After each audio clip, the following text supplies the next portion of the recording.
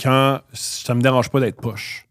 Tandis que si je suis pas bon tout de suite à coudre, ça m'ennuie, non. Je suis pareil comme toi. Mais mettons, le basketball, je sais que c'est ma passion parce que je suis vraiment pas bon puis j'y retourne. Tu y consacres beaucoup de temps, tu y oui, retournes. total. Moi, c'est la pêche à la mouche. Là, tu Pêche à la mouche. Ouais, ça, c'est ma passion numéro 1. C'est la... Wow! J'ai 3 passions dans la vie, moi. T'écoutes. C'est l'humour, le baseball puis la pêche à la mouche. Commençons par la pêche à la mouche. La pêche à la mouche, c'est... Moi, je pêche à la mouche, j'ai appris à 13-14 ans, je pense. Avec ton père ou? Avec mon père qui m'a Non, c'était un homme qui avait une belle vanne blanche.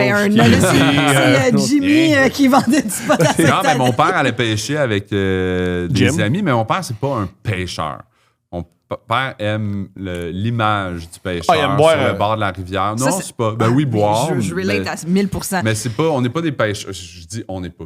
Steph aime pêcher, je sais qu'il y a un poisson qui mord. Moi, je suis un pêcheur aussi beaucoup de rivières. Je pêche en rivière principalement. Je pêche dans les lacs, tout ça, mais je peux pêcher au lancer léger, c'est le fun. J'aime la compagnie, j'aime la vibe, mais j'aime beaucoup la rivière, le son de la rivière, lire la rivière, puis la pêche à la mouche. Je trouve que c'est d'un mystère, puis d'une technique, d'une beauté. Je trouve que c'est un mélange entre la poésie puis le ballet. C'est super cliché et... c'est pas cliché, on comprend rien. Mais c'est une passion, non, mais c'est oui. d'une beauté puis d'un...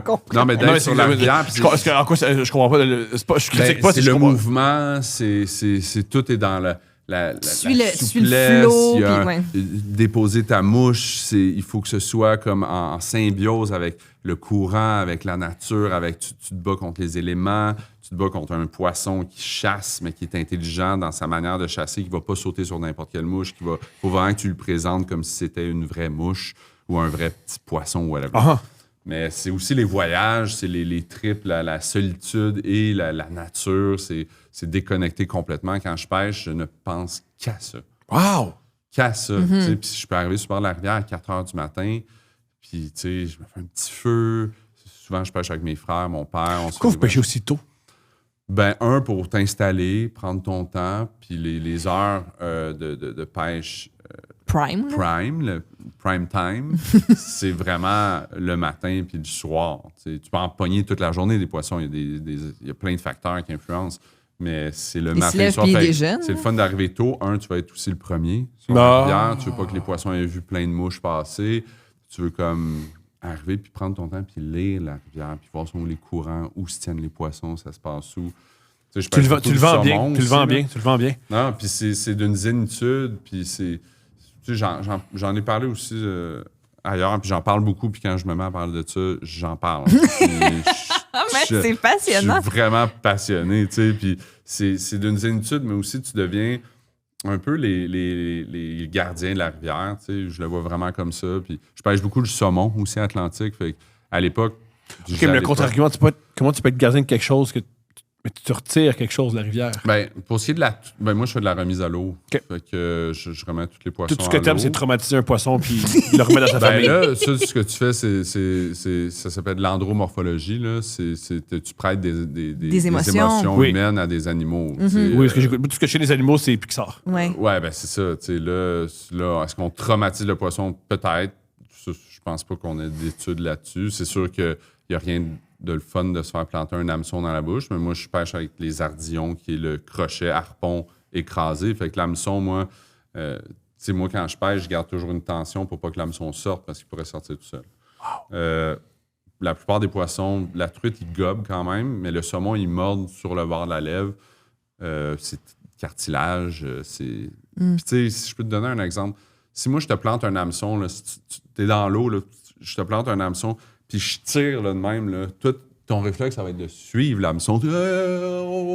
Un poisson, là, un saumon, là, tu le piques, là, il va aller se remettre dans la rivière, puis il va te donner des coups de même. C'est lui qui va te tirer. Il va pas comme faire fait, bon, là, on peut argumenter, mais ça reste que ce saumon-là, je vais le remettre à l'eau, d'un. C'est soit un géniteur ou il va se reproduire.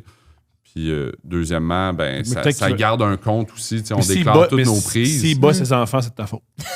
C'est fort possible. Parce que tu as fait peur. Possible. Puis il y a des traumatismes qu'il n'a pas gérés. Il a vécu de la violence, puis là, il en fait subir aux autres. Il va boire, puis il va crier après ses enfants. Tu sais, pour ce qui est du saumon tout ce que je fais pour vous autres, il va casser le mobilier. Ça se peut. Ça se peut, mais il faut savoir qu'il y a des saumons atlantiques qui sont tagués. Il y a des recherches, beaucoup de recherches qui se fait sur le saumon atlantique. C'est une espèce radar là, pour les rivières puis pour la santé d'un écosystème. C'est vraiment, ils vont aller dans les rivières pures avec un équilibre sain. Puis les saumons qui naissent en rivière vont vivre leur vie en tout cas dans l'Atlantique, vont vivre leur vie autour du Groenland pendant 1 an, 2 ans, 3 ans, 4 ans, puis ils reviennent dans leur rivière natale. Ils retrouvent leur rivière natale. C'est des milliers de kilomètres de migration et ils reviennent dans leur rivière natale. Tu arrives à Gaspé, tu as 3 rivières. Tu as la York, la Dartmouth puis la Saint-Jean. Puis tu as des saumons qui reviennent dans la baie de Gaspé. Là. Ils vont aller chacun dans leur rivière où ils sont nés. Là. Fait que c'est des génétiques différentes. C'est des génétiques qui se forment. Chaque rivière a sa génétique. Fait que ça reste quand même. Puis il y a des poissons qui sont tagués, qui ont été pêchés 1 année, 4 ans plus tard. Il y a quelqu'un qui leur pêche le même poisson, puis il le remet dans l'eau. Fait qu'il est reparti dans l'océan, il est revenu, il s'est jamais fait poigner dans un... Il a chassé, il a tout ça. Il revient, il est 2 fois plus gros, ça devient des monstres. Ça mange quoi, un saumon? Saumon, dans l'océan, ça mange des poissons, d'autres poissons, j'imagine du caplan, des enfants même. C'est fascinant. Mais en rivière, il arrête de se nourrir. Donc, la mouche, il la mange soit par agressivité, soit par réflexe. Des fois, ils viennent juste la pincer. Là, il y a des nouvelles études qui sont sorties comme quoi... peut-être que des fois, ils font juste mordre, mettons qu'il y a des thons ou des abeilles sur la rivière, ils font juste le mordre, pogner le jus, puis ils recrachent la mouche après. Fait que, ils ont une morphologie, ils changent toute leur morphologie, ils se transforment, les dents disparaissent, ils maigrissent parce qu'ils ne se nourrissent plus, parce qu'ils gardent toute leur énergie. Au lieu de chasser, ils la gardent pour remonter la rivière, pour aller aux endroits où ils vont se reproduire. Fait qu'ils montent des chutes, des rapides, des cascades, mais tu pognes un saumon, là, c'est bang! C'est solide. C'est du muscle, là. Man, tu peux pas l'arrêter. Si tu mets ton frein sur ton moulinet, là, tout pète. Là. C'est tellement fort. Là. C'est des combats. Là. Je te dis, des fois, il faut que je me repose le bras. Là, puis là il va se statcher. Puis il attend. Puis là, toi, t'attends. Puis tu veux juste l'épuiser, dans le fond. Puis avant de le remettre à l'eau, là, tu fais pas juste le pitcher dans la rivière. Là. Tu le mets dans le courant. Puis t'attends qu'il reprenne des forces. Là. Des fois, ça prend 2 minutes. Là, que t'es là dans l'eau. Puis là, tu vois qu'il est faible. Puis à un moment donné, il part. C'est fascinant. Puis l'environnement dans lequel tu pêches, en tout cas en Gaspésie, puis dans Charlevoix, puis c'est malade, là. C'est beau, c'est pur. Tu vois les saumons dans la rivière. Quand tu arrives sur une rivière, tu les vois parce qu'ils sont là. Ils attendent dans une fosse qu'on appelle, fait que des endroits propices à l'oxygénation, puis au repos, puis des eaux fraîches et froides. Fait qu'ils sont là, eux autres, ils se statchent des fois 2-3 jours. Après ça, ils montent, ils ont assez d'énergie, fait qu'ils passent un autre rapide, puis là, ils se statchent dans une autre fosse en attendant d'aller jusqu'à leur endroit où ils vont se reproduire. Fait que moi, je suis peut-être romantique, peut-être que je parle aussi, je prêche pour ma paroisse, évidemment, pour les pêcheurs, mais ça reste que c'est nous qui investissons dans les rivières, dans la protection, dans l'aménagement des rivières, puis ultimement dans la protection de l'espèce. Mais après ça, ce qui se passe en haute mer, on n'a aucun contrôle. Oui, bien sûr. Fait que, c'est sûr que c'est un combat. La population du saumon atlantique est en déclin depuis les derniers 40 ans, là, 30 ans, 20 ans. Mais c'est quelque chose dans les dernières années, ça a été... Là, je pourrais en venir sur Viens-en, vas-y. L'élevage en haute mer. C'est quoi ça, l'élevage en haute mer? Ben, moi, je mange plus de saumon parce que le seul saumon qu'on mange ici, c'est du saumon d'élevage. Il n'y a pas de saumon atlantique sauvage qui se mange. À l'époque, on pouvait garder des prises.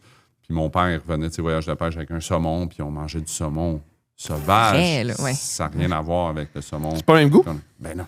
OK. Non, puis c'est même pas la même couleur. C'est pas... Ils sont pleins de colorants. Ils se font donner de la moulée avec des colorants. Les fermes d'élevage, ils se font demander quelle couleur vous voulez pour votre saumon. Puis c'est une industrie de milliards de dollars. Puis ces cages-là qui sont en pleine mer, là, vous les avez déjà vues, là, les Jamais. gros... C'est des cages en pleine mer, puis ils se stagent sur les corridors de migration parce que c'est là... Qui capture. C'est le mieux. Non, ils ne capturent pas, en fait, parce qu'ils font de l'élevage. Fait que c'est des saumons d'élevage qui ont une génétique beaucoup plus faible. Il y a plein de maladies, de parasites, des puces de mer qui s'installent, qui mangent les bébés saumons, qui mangent... C'est dégueulasse, là. C'est vraiment... Puis il faut faire du lobbyisme, puis il faut comme se battre pour pas qu'ils en construisent d'autres, parce que c'est une industrie que le gouvernement appuie à fond, mais ça détruit l'écosystème. Là, après ça, ces compagnies-là, ils prennent aucun soin de la nature. Quand ils ont des filets qui pètent, ils crissent ça dans le fond de l'océan. Ils ont aucune responsabilité, eux autres. Tout c'est blanchi. Personne ne va aller voir dans le fond de l'eau. Personne ne sait ce qui se passe. Puis en dessous des filets, là, la marde, là, ils disent, ben ça s'auto-nettoie. Ils déplacent les filets, là, puis ça se... hey, ça tue, là, toute la marde qu'il y a dans le fond, là, avant que ça se nettoie, là, puis que la vie revienne. Là, les autres, ils parlent de 1 an, 2 ans, 3 ans. C'est des centaines d'années. Écoute, puis là, quand les filets pètent, ben, ces saumons d'élevage-là se sauvent. Ils vont se mêler aux saumons sauvages. Ils s'accouplent avec les saumons sauvages. Ils donnent leurs maladies, les maladies. Ouais. Ils affaiblissent la génétique. Que ça fait des millions d'années que cette génétique-là se construit, qui s'adaptent, qui survivent. Le saumon atlantique, c'est une espèce qui s'adapte comme jamais. Mais à un moment donné, quand ils se font ramasser, là, c'est des fermes d'élevage, là, c'est des centaines de milliers, c'est pas des millions de saumons là, qui sont là. C'est immense, c'est une industrie, c'est dégueu.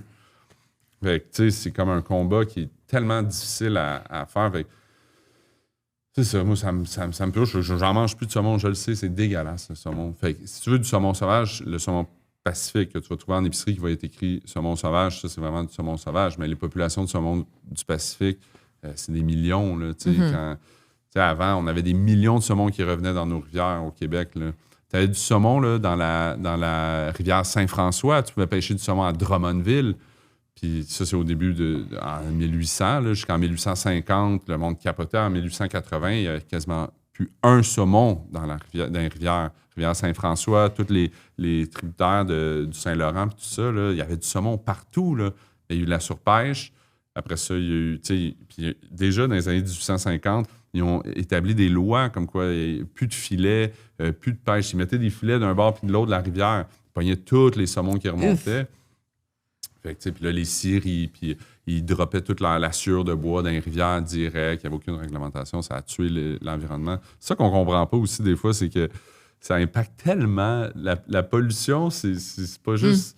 Non, c'est pas juste il y a un petit peu sué dans l'air. Là. Mais tu sais, on pense tellement à court terme, puis l'argent maintenant, que ça affecte. Faut que l'action monte. Faut que l'action monte. Ouais. L'action monte, c'est bon. L'action descend, c'est pas bon. Fait que tu sais, je comprends que le saumon, c'est un bon... C'est nutritif aussi, là, même le saumon d'élevage, je veux pas. C'est juste que je trouve que ça détruit ce qui est le saumon sauvage. Puis, J'avais aucune idée. Ouais, c'est un combat. C'est S'il y a une fascinant. cause pour laquelle je veux m'impliquer, c'est bien ça. Là. Fort. C'est fascinant. Fort. Crime, je savais Fait pas que dans les pêche, années. Ouais. passion. Pêche, passion. Ouais. Mais tu sais, je vais là avec mes frères, mon père. Tu sais, mon père, il est rendu à 71 ans, il va avoir 72 ans. Il pêche. On l'a dépassé côté technique. Mon père, il pêche super bien. Il est beau à voir. Puis il en a pogné du saumon. Mais je sens pas qu'il est passionné. Je pense qu'il aime pogner du saumon, mais à un moment donné, quand il pogne pas, puis il pogne sa mouche dans un arbre. Là, puis là, il s'enfarge dans une roche. Pourquoi cette roche-là est là dans mon chemin? Mais c'est comme c'est la nature, par relax, tu sais.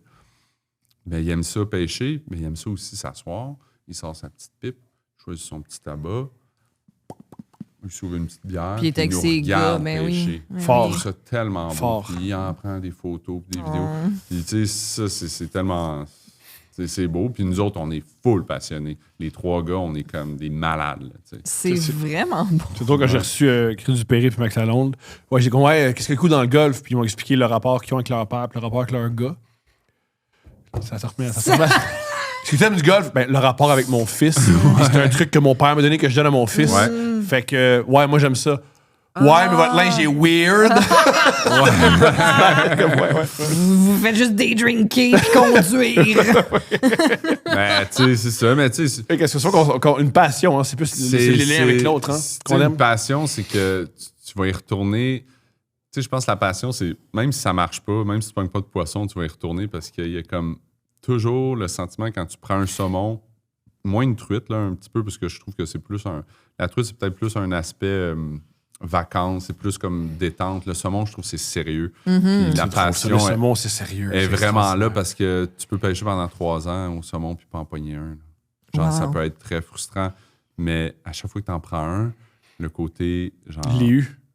dépendance, tout ça, c'est comme si c'était la première fois. Genre. Wow. Si y a un junkie, là, à chaque fois, c'est comme si c'était la première fois. C'est une excitation, t'en shakes après. Là.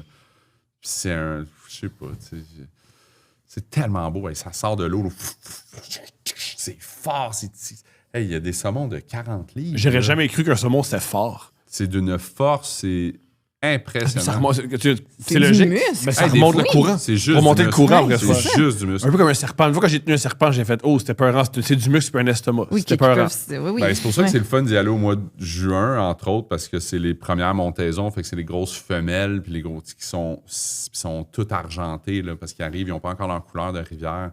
Ils arrivent de l'océan, là, sont argentés, puis ça prend 3 semaines peut-être dans la rivière pour qu'ils prennent toutes leurs couleurs. T'es au-dessus, tu les verrais pas, là.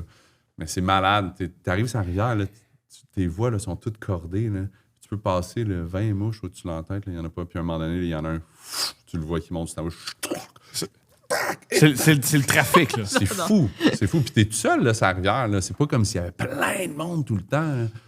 Quand t'arrives quelque part, t'es tout seul. Parce que ça prend une technique. Moi, mettons, je te dis, hey Ben, moi, je vais tout seul faire le pêcher du saumon. Tu dirais, ben cool, tu vas avoir du beau soleil, mais tu vas jamais pogner un saumon. Là. La chance, on sait jamais. La chance du débutant. Tu sais, j'en parle beaucoup. La chance du chauve. J'en parle beaucoup. J'aimerais ça avoir un petit peu plus de sous éventuellement, puis plus de temps aussi peut-être pour amener des gens au saumon, puis les initier à la pêche à la mouche, parce que c'est juste une question de technique, mais une fois que tu as la technique puis que tu comprends le mouvement, ça m'a pas pris des années, mais ça prend... Tu finis jamais d'apprendre à la pêche à la mouche. Ça, c'est sûr et certain. Encore plus à la pêche au saumon, mais la pêche à la mouche, en général, en rivière, tu ne finis jamais d'apprendre. Jamais, jamais. C'est une histoire d'une vie, là. Je vais apprendre jusqu'à la fin de mes jours. Il y a toujours quelque chose de nouveau, quelque chose que tu adaptes, quelque chose que tu... Puis c'est ça. Puis j'aimerais ça que ma blonde, ça fait des années que je veux l'initier. Il y a tellement de filles maintenant qui ont commencé à pêcher. C'était un sport qui était tellement exclusif aux hommes. Il y a des grandes pêcheuses dans l'histoire de la pêche au saumon qui sont des figures de proue là, dans la pêche au saumon qui ont inspiré plus d'un, mais là, qui en a inspiré plus d'une. Là. Il y a des mouvements, la pêche est belle, c'est toute une organisation de filles qui initie les femmes à la pêche à la mouche. Puis ça s'est vraiment démocratisé, puis c'est vraiment le fun. Puis moi, je voudrais que ma blonde amène parce que t'as pas besoin d'être fort ou d'être... T'as juste besoin... D'être présent. Ouais, puis c'est de la finesse, puis c'est de la nature. Puis comment dire, c'est le seul sport, que je me trompe, si t'échoues, entre guillemets, t'as une très belle journée. Exactement. Oui, le but, c'est de pogner un poisson, mais le plaisir est d'en pêcher puis d'être dans la nature. Ouais. Puis comme je te dis, à 4 h du matin, moi, quand j'arrive, là, je me fais un petit feu, puis là, je bois un petit café, puis là, je me roule un petit bat. Là, je fume un petit bat à 4h30 du matin, là, puis là, je regarde ma rivière, là, puis... je regarde ma rivière, je suis comme... OK, là, puis là, tu choisis ta mouche. Puis là, tu peux passer 20 minutes à choisir ta mouche, laquelle. T'achètes ça où? Il y en a, la au plupart des dépend pêcheurs montant. fabriquent leurs mouches. Pardonne-moi. Moi, j'ai acheté le kit, puis tout, puis j'ai essayé pendant la pandémie. Comment tu fais une mouche? Ben, tu l'installes sur un étau, Oui. tu mets un hameçon que tu fixes à l'étau. Mais où se trouve la mouche? Ensuite, Non, mais c'est des petits poils. non, c'est des poils, des fils. C'est pas l'insecte. Ah, j'étais convaincu que c'était Alors, l'insecte. les mouches ne représentent pas une mouche, nécessairement. OK. Les mouches noyées, qu'on appelle une mouche, ont l'air d'un plein de poils, plein d'affaires, mais une fois dans l'eau, ça a l'air d'un petit poisson. Coloré. Ah, mais ça, je l'aurais dû poser la question au début. Moi, Les depuis le mouches début, je pensais que sèches. j'étais convaincu que c'était une mouche. Il y a plein de monde qui pense ça. Genre, tu pognes des mouches, tu le mets sur l'hameçon. Là, C'est exactement ce que j'avais en tête. ouais, plein de monde qui pense ça. Dans les commentaires, est-ce que je suis seul? Peut-être. Mais c'est ça, dans les magasins. Plus. Fait que j'achète, moi, mes mouches parce Oui. que je trouve ça plus simple. Puis avec le temps, tu sais, avant, j'en mais perdais fais beaucoup. du travail de mouches. d'équipe. Ta blonde devrait faire tes mouches. Elle aimerait ça, c'est ça le pire. Ben oui. Ouais, ça, c'est vrai. Puis toutes les patterns, toutes les façons de faire, tu peux tout trouver ça sur YouTube. Oui, sur, c'est ça, pour imiter certains petits poissons, les bonnes ouais, couleurs. puis il y a des machin. classiques aussi, là. Fait que, tu sais, c'est pas juste comme, j'aimerais ça imiter. Tu sais, il y a des classiques, là. Tu sais, la Blue Charm, la Black Bear Green Butt, il y en a des mouches. Il y en a J'adore. des centaines, c'est pas des milliers, là, de mouches. Fort. Chaque J'adore. rivière a ses mouches. Oui, parce que chaque rivière a ce espèce petit aussi poisson. a ses, mais tu sais, quand je vais pêcher à la truite, il y a des mouches, là, sont grosses, et j'ai de la misère à rentrer le fil là, dans le trou, là, sont tellement tout petit. tout petits. Mais fait que moi, je les achète, mais la plupart des gens fabriquent leurs mouches. J'aimerais juste. Je pense qu'il y a plein d'auditeurs que dès le début connaissent la pêche à la mouche. Ils étaient comme Tom, c'est sûr qu'il pensait des mouches. Il y en a plein en ce moment qui disent Tom, c'est sûr Mais il y a que des auditeurs J'y ai qui pensaient que pensé. c'était l'insecte. J'osais pas. Ben oui, c'est sûr. Le gars qui est né dans une petite patrie, il sait pas que la mouche, c'était pas moi. J'étais sûr, il fallait pogner des. Quand tu me dis, je fais mes mouches, comme t'élèves des mouches, je t'aime, mais c'est weird en Christ. Tu sais quoi? T'as des vieilles bananes chez vous, puis tu pognes les mouches. T'as-tu déjà vu un DEP qui est aussi un club vidéo qui vend aussi des feux d'artifice? Oui. OK. Quand on est allé une fois ensemble, une petite famille, dans le chalet, et on a quitté. À Saint-Zénon. On a vu. Oui. Êtes-vous allé à la pourvoirie de. On était à Zec. Oui. On a vu une dinde sauvage. Et je me suis dit, ma famille va mourir. Mais on a eu peur. On a pris une marche La en forêt. dinde. La petite était vraiment jeune. Ouais, je on me a vu souviens plus à une quel dinde âge. sauvage. Ouais, ça peut être On a agressif. quitté pour faire Montréal. On est plus en Non, sécurité en dans le fait, on a croisé centre-sud. la dinde. On a croisé la dinde, puis après ça, on a découvert qu'il y avait plein de souris dans le chalet. Ils chiaient partout sur le four, puis dans les affaires de la petite, puis elle était bébé, là. C'est fini. Fait que j'étais comme, je peux pas. C'est fini. Déjà, désinfecter des biberons, c'est un cauchemar. mhm. Là, c'est pas vrai qu'il y a des souris qui vont Moi, chier dedans la nuit. Là. les aéronomanes, je sais comment leur parler. Ouais, Mais pas les souris. Non, exact. Mais la dinde, on a eu très peur. Très peur. Puis les aéronomanes, tu peux juste barrer à la porte puis dire, tu sais, restez dehors. Ou genre, ils sont fins. Ouais, ils sont fins. Ouais, ou genre. Ils sont vraiment fins. Ils sont vraiment fins. Les souris, ils s'en calissent que tu barres la porte. Puis tu sais, j'ai des bouteilles. Tu veux des bouteilles? J'ai des bouteilles. À l'époque, j'ai un problème d'alcool. Tu sais, mon problème d'alcool, t'es avec ton problème d'héroïne. Tu sais, c'est comme la nature, ça tourne. C'est vrai, il y a une vraie nature en ville que moi, je on comprends. fait partie de la nature. Oui, mais tu mens en nature, je comprends rien. Oui.